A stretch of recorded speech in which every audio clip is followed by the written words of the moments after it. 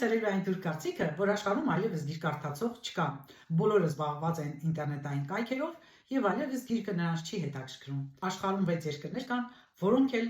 ունեն շատ ահռելի ընթերցասեր հասարակություն։ Հիմնականում դա կապված է այդ երկրների մշակութային ավանդույթների եւ կրթական մակարդակի հետ։ Առաջին հորիզոնականը զբաղեցնում է Ֆինլանդիան, որը աշխարհում հայտնի է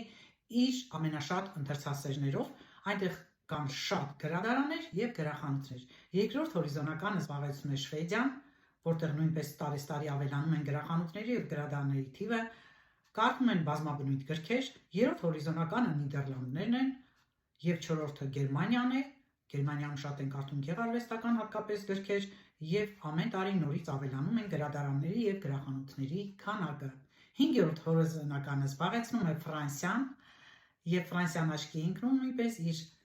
ընթերցասեր հասարակությամբ։ Եվ բոլորը գիտեն, որ Ֆրանսիայում շատ գրախանութներ կան, որտեղ կարելի է մտնել եւ պարզապես կարդալ։ Շատ հայտնի գրախանութ գտնվում է Փարիզում, ասում են, որ գրքերի քաղաք է Փարիզը։ 6-րդ հորիզոնականը զբաղեցնում է Ճապոնիան, որտեղ նույնպես բազմաբնույթ, բազմատեսակ գրականություն են ուսումնասիրում ընթերցասերները։ Եվ Ֆրանսիան վերջին ժամանակներում գները գրքերի իջեցրել է, որպեսզի մարդիկ կարողանան գրախանութներից գնումներ անել, այլ ոչ թե ինտերնետային կայքերից։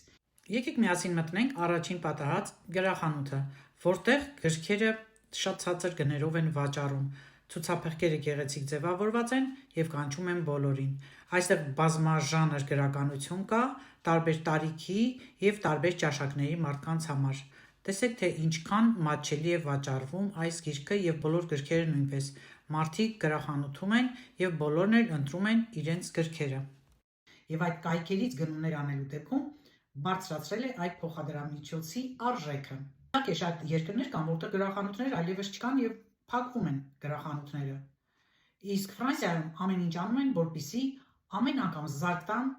գրքերի վաճառքին եւ ընթերցանությանը։ Դպրոցներում պարտադիր երեխաներին հանձնարարում են գրքեր եւ դպրոցի գրադարանից տալիս են այդ գրքերը, որպեսզի երեխան տանի տուն եւ կարդա։ Ֆրանսիայում դեռևս պահպանված է գիրք նվիրելու սովորությունը եւ չզարմանաք, եթե դուք ապրելով Ֆրանսիայում օրեզմիոր ձեր ծննդյան օրը նվեր գիրք ստանաք։